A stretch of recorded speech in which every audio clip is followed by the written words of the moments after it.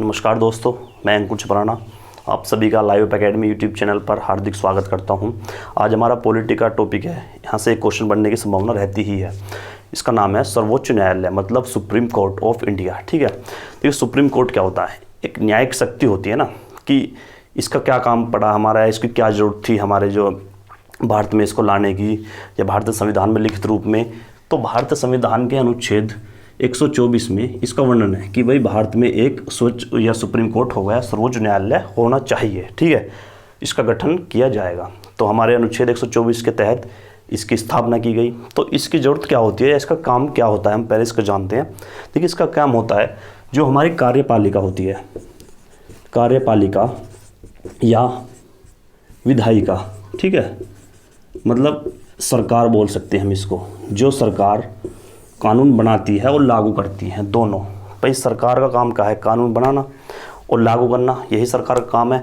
तो उसके जो कानून बनाती है उसका रेख देख या उसको ओवरव्यू करना या उसका आकलन करना कि इसकी ये जो कानून सरकार ने बनाया इसमें कहीं तीन चीज़ का ध्यान रखता है सर सुप्रीम कोर्ट की। इसमें एक पहली बात तो हमारे जो नागरिक हैं उनका जो मौलिक अधिकार को उन्होंने हनन होना नहीं चाहिए। मतलब ऐसा ना हो कि उनके जो मौलिक अधिकार हैं उन पर सरकार का कब्जा हो जाए या सरकार उनके अपने अधीन ले ले।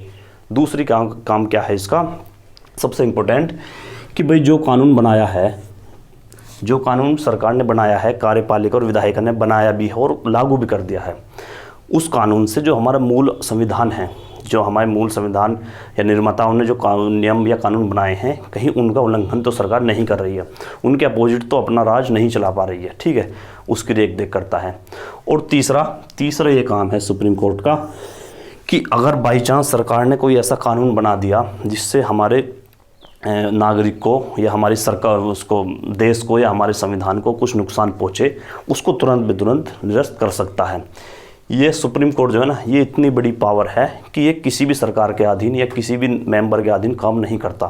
चाहे इसमें राष्ट्रपति हो, प्रधानमंत्री हो, बाकी तो सब नीचे ही हैं, इनसे किसी के अधीन काम नहीं करता। ये इसको सुप्रीम पावर है, ये खुला है, ये फ्रीली है। जो अपना ये निर्णय सुनाएगा वो फाइनल होगा, वो सरकार को मानना होगा, वो हमारे नागरिकों को मानना होगा।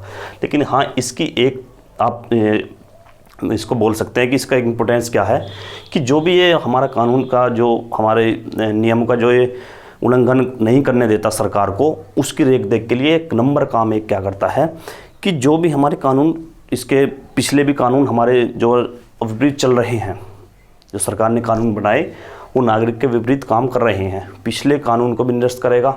और जो बनने हैं या बनने पे काम चल रहा है या जो अब लागू हो चुके हैं उनको भी निरस्त करने की शक्ति इसके पास दी हुई है। ठीक है, ये संविधान में लिखा है कि सर्वोच्च न्यायालय को इतनी शक्ति है कि किसी भी सरकार की मनमानी ये नहीं चलने देगा। ठीक है, जो इसका फैसला आएगा वो फाइनल फैसला हो सकता है या होगा ही होगा, इससे अलावा इसको कोई नहीं बदल सकता। ठीक है, तो सबसे ज़्यादा एक इसकी विशेषता है, पहली बात तो एक आपको पॉइंट याद रखना है कि ये अनुच्छेद 124 के तहत है। 124 जो अनुच्छेद है वो कहता है कि भारत में सुप्रीम कोर्ट होगा।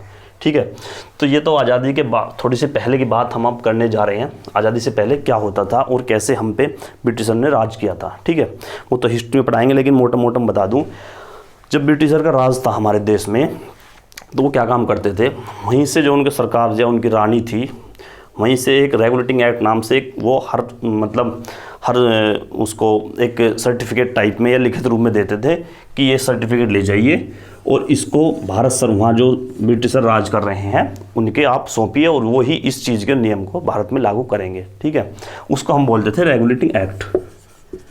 रेगुलेटिंग एक्ट, जो एक्ट डायरेक्ट और इनडायरेक्टली जो ब्रिटिशर्स द्वारा हमारे भारत में लागू किए जाते थे। ठीक है, तो एक एक्ट आया 1773 का, याद रखिए 1773 के रेगुलेटिंग एक्ट के तहत ही ये बात हुई कि भारत में एक सुप्रीम कोर्ट होना चाहिए। ठीक है, होना चाहिए या इसकी स्थापना होगी, इसकी स्थापना होगी। ठीक है, सुप्रीम कोर्ट की, ये हमारे रेगुलेटिंग एक्ट 1773 में ये बात लिखित रूप में आई थी। ठीक है, फिर 1773 से अगले साल ही 1774 में क्या हुआ, कलकत्ता में, इसका नाम पहले कलकत्ता था, कलकत्ता में 1774 में एक सुप्रीम कोर्ट की स्थापना कर दी। सुप्रीम कोर्ट बना दिया, इसीलिए बनाया कि जो काम सरकार करेगी उसकी रेख देख कर सकता है, ठीक है। सुप्रीम कोर्ट बना दिया। तो एक तो सबसे पहले क्वेश्चन पूछते हैं कि सबसे पहले सुप्रीम कोर्ट की स्थापना कौन से शहर में हुई? तो कलकत्ता में हुई। कब? 1774 में हुई। किस रेगुलेटिंग एक्ट के तहत? तो 1773 के रेगुलेटिंग एक्ट के तहत इसकी स्थापना की गई, ठीक है। दूसरा क्वेश्चन पूछता है कि इसके सबसे पहले मुख्य न्यायाधीश या बोल सकते हैं चीफ जस्टिस कौन थे? तो इसके चीफ जस्टिस थे सर MP। ये भी कई बार क्वेश्चन पूछा है, इसकी भी आप याद रख लेना कि कलकत्ता के जो सबसे पहला सुप्रीम कोर्ट की स्थापना की गई उसके मुख्य न्यायाधीश कौन था। इतनी बात हो गई। अब जो भारत का अपना खुद का, जिसको बोलते हैं भारत शासन अधिनियम 1935, देखिए जो हमारा संविधान है ना, उसमें सबसे ज़्यादा जो चीज़ें ली गई हैं वो हमारे इसी शासन अधिनियम से ली गई है, जिसको हम बोलते हैं 1935 भारत शासन अधिनियम 1935, ठीक है। इसी के तहत सबसे ज़्यादा जो हमारी संविधान में चीज़ें लिखी हुई हैं या कानून है, इसी अधिनियम के तहत लिए गए हैं। तो इसमें क्या लिखा, इसके तहत क्या हुआ कि जो हमारा कलकत्ता में जो हमारा सुप्रीम कोर्ट था उसको कलकत्ता से वो दिल्ली के लिए शिफ्ट कर दिया, ठीक है। दिल्ली के लिए उसको शिफ्ट कर दिया। इतना बात याद रखनी है। अब डायरेक्ट हम आते हैं जहाँ से और क्वेश्चन बनने की उम्मीद है। इसकी स्थापना सुप्रीम कोर्ट की आज़ाद भारत में बोल सकते हैं, आज़ादी के बाद। तो इसकी स्थापना हुई 26 जनवरी 1950 को, ठीक है।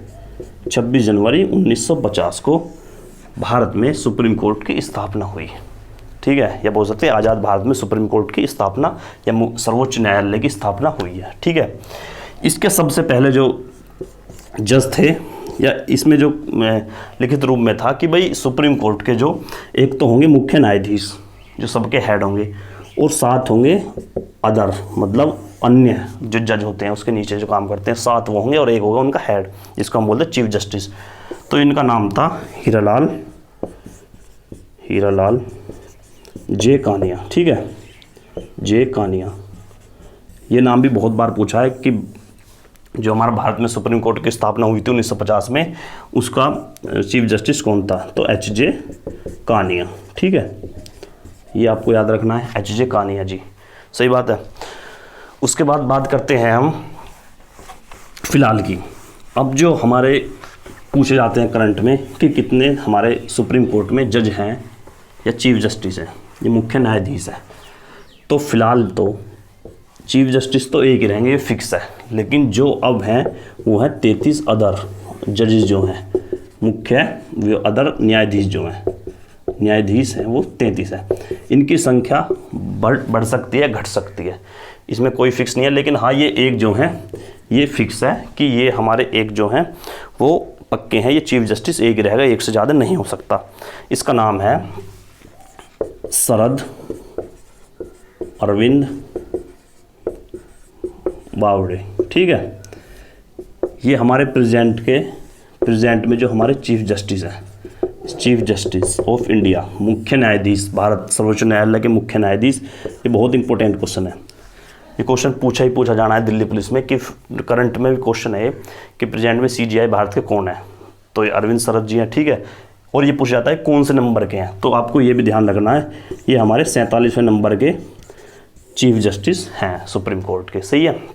इसके अलावा बात करते हैं हम इसमें इसकी शक्ति की, और इसके जो वेतन या भत्ते होते हैं या सैलरी होती है, या चीफ जस्टिस बनने की या ये जो अदर जजेस हैं इनके बनने की योग्यता का है। देखिए, चीफ जस्टिस ऑफ इंडिया मतलब भारत के मुख्य न्यायाधीश बनने की, एक तो भारत का नागरिक हो, वो तो सभी के लिए है, भारत का नागरिक हो, ठीक है। आयु उसकी 65 साल से कम हो, 65 साल से कम उसकी उम्र होनी चाहिए जब वो सुप्रीम कोर्ट के लिए नियुक्त हो, ठीक है। फिर क्या होना चाहिए कि 5 साल के लिए वो जज होना चाहिए, ठीक है। 5 साल उसने मतलब उसे 5 साल का एक्सपीरियंस होना चाहिए जज अदर मतलब कोर्ट में, ठीक है। अगर जज ना हो तो 10 साल के लिए उसने 10 साल के लिए वकालत की हो। अगर जज भी नहीं रहा हो कोर्ट में तो कम से कम 10 साल वो एडवोकेट होना चाहिए कोर्ट में, ठीक है। वो ये बंदा CGI के लिए हमारा एप्लीकेबल है या अप्लाई कर सकता है या सीजीआई बन सकता है। ठीक है, एक बार सीजीआई बनने के बाद उसको ये पाबंदी है या उस पर प्रतिबंध लगाया मतलब प्रतिबंध है उस पर कि वो कभी भी फिर कोई भी वकालत नहीं करेगा। ठीक है, नहीं करेगा, कहीं भी वो फिर वकालत करने के योग्य नहीं माना जाएगा। चीफ जस्टिस ऑफ इंडिया अगर रिटायर होता है तो उसके बाद वो कहीं वकालत करने के लिए योग्य नहीं माना जाएगा। ठीक है, अब बोलते हैं इसकी नियुक्ति, शपथ, त्यागपत्र, सब चीज़। ठीक है, सुप्रीम कोर्ट या चीफ जस्टिस ऑफ इंडिया की, सर्वोच्च न्यायालय के मुख्य न्यायाधीश की पहली चीज़ इसकी जो है शपथ, दूसरा इसकी जो है त्यागपत्र। ठीक है, तो शपथ इसको दिलाते हैं हमारे प्रेसिडेंट, भारत का राष्ट्रपति। त्यागपत्र भी किसको देता है? भारत के राष्ट्रपति को ही अपना त्यागपत्र देता है।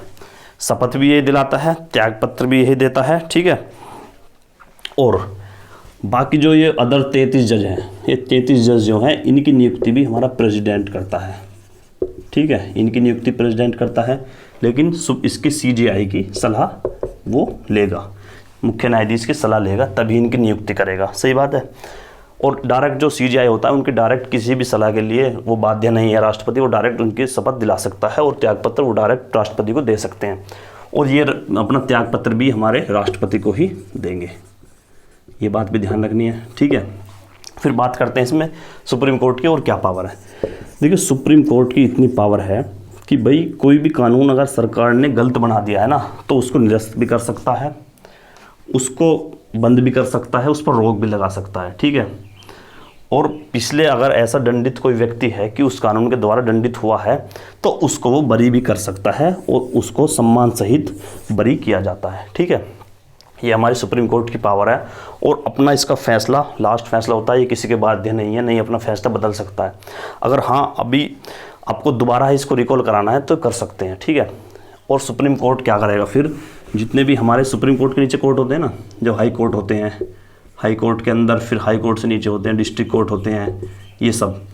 तो अगर तुम्हारा केस किसी हाई कोर्ट में चल रहा है, ठीक है, और अभी आपको यहाँ से न्याय नहीं मिला, तो आप डायरेक्ट हमारे सर्वोच्च न्यायालय में या सुप्रीम कोर्ट में जा सकते हैं। ठीक है, वहाँ पे अपील कर सकते हैं, और सुप्रीम कोर्ट को इतनी पावर है कि आपका केस हाई कोर्ट से लेकर अपने पास ला सकता है। ठीक है, और हाई कोर्ट के किसी भी जिसने मतलब हाई कोर्ट ने किसी बंदे को मतलब एक दोषी ठहरा दिया है, अगर वो निर्दोष है तो उसको सुप्रीम कोर्ट जाने का अधिकार है। अगर वहाँ उसने फाइनल कर दिया कि निर्दोष है तो निर्दोष माना जाएगा। ठीक है, वो दोषी नहीं करार दिया जाएगा। ये पावर भी हमारी सुप्रीम कोर्ट के पास है। फिर इसके बाद बचती है इसका वेतन, सीजीआई का वेतन हमारा संसद डिस्कस करेगा या संसद द्वारा बनाया जाता है, भारत की संचय निधि द्वारा इसको वेतन दिया जाता है। सही है, और इसमें बचता है हमारा इम्पोर्टेंट कि भाई अगर भारत का सुप्रीम कोर्ट जो होगा ना वो हमारे राष्ट्रपति भवन होता है, राष्ट्रपति भवन के पास होगा। ठीक है, हमारा सुप्रीम कोर्ट राष्ट्रपति भवन के पास होगा, उसके समीप होगा वो। ठीक है, और इसमें इम्पोर्टेंट पॉइंट कोई खास बचते नहीं है, सिर्फ यही इसके इम्पोर्टेंट पॉइंट है, जो क्वेश्चन बनने की उम्मीद है वो भी यहीं से है। हाँ, इतनी और बात है सीजीआई से बचती है कि सीजीआई जो है ना फिर अन्य जजों की मतलब वो उनकी कार्यकाल को बढ़ा सकता है, उनके कार्यकाल को 2 साल के लिए और बढ़ा सकता है। और अगर सुप्रीम कोर्ट में कोई वैकेंसी निकलती है या कोई और कुछ वैकेंसी टाइप निकलता है तो उनकी सबकी देख देख या सबका जो हेड होगा वो हमारा सीजीआई होगा या मुख्य न्यायाधीश होगा। ठीक है, यही क्वेश्चन यहाँ से बनते हैं सुप्रीम कोर्ट से, मुख्य न्यायालय, सर्वोच्च न्यायालय से। अब जो हमारी बात बचती है वो बचेगी सिर्फ हमारी राज्य को लेकर। ठीक है, हमारा केंद्र के सारे चीज़ हो चुके हैं, कार्यपालिका और विधायिका और न्यायपालिका, इसको न्यायपालिका ही बोलते हैं। ठीक है, तीनों चीज़ हो गई हैं। तो पॉलिटी की बस 2 या 3 वीडियो और आनी है, उसके बाद पॉलिटिक ख़त्म। और वीडियो को लास्ट में आप शेयर कर दिया करो। ठीक है ना, ये हमारा जो ग्रुप बनाया है वे टू सक्सेस नाम से जो ग्रुप है, या team to success toward success के नाम से, उसमें जितने मेंबर्स हैं ना, मैं प्रत्येक का नाम लेना चाहूँगा, लेकिन नेक्स्ट वीडियो में, ठीक है। जितने भी बच्चे हैं उनको सबको ये बात पहुंच जानी चाहिए, और जो गांव या हमारे लोकल के बच्चे हैं ना, उनको कम से कम शब्दों में अच्छे से अच्छे कंटेंट देने की जिम्मेदारी हमारी है, ठीक है। और उनकी समझ में कैसे आ सकता है वो मैं समझता हूँ। अगर उनको वीडियो में कोई दिक्कत है ना, कमेंट करो, उनकी वीडियो का या समस्या का समाधान होगा, ठीक है। लेकिन वीडियो को शेयर जरूर कर दिया करो ग्रुप्स में, सही बात है ना। बाकी आप कहीं से पढ़ रहे हो, पढ़ना ऐसा है जो एग्ज़ाम पॉइंट ऑफ व्यू से इंपॉर्टेंट हो, बस जो आ रहा हो। लास्ट में ये बात कहूँगा कि दिल्ली पुलिस के लिए यहाँ से क्वेश्चन एक पक्का है, कम से कम एक क्वेश्चन पक्का है। वो क्वेश्चन कहाँ से आ सकता है, या तो वो हमारा CGI का नाम पूछेगा, ठीक है, नाम पूछ सकता है, या पूछ सकता है इसकी स्थापना, या पूछ सकता है सबसे पहला सुप्रीम कोर्ट कहाँ पे स्थापित किया गया था, कलकत्ता में, ठीक है, ये पूछ सकता है। और यह पूछ सकता है हमसे कि एट प्रेजेंट हमारे जजों की कितनी संख्या है, तो 33 अदर जज हैं और एक हमारा मुख्य न्यायाधीश है, ठीक है। ये हमारे आज के इंपॉर्टेंट पॉइंट थे, ठीक है फ्रेंड्स। तो लास्ट में चैनल सब्सक्राइब कर देना है। थैंक यू, जय हिंद, जय भारत।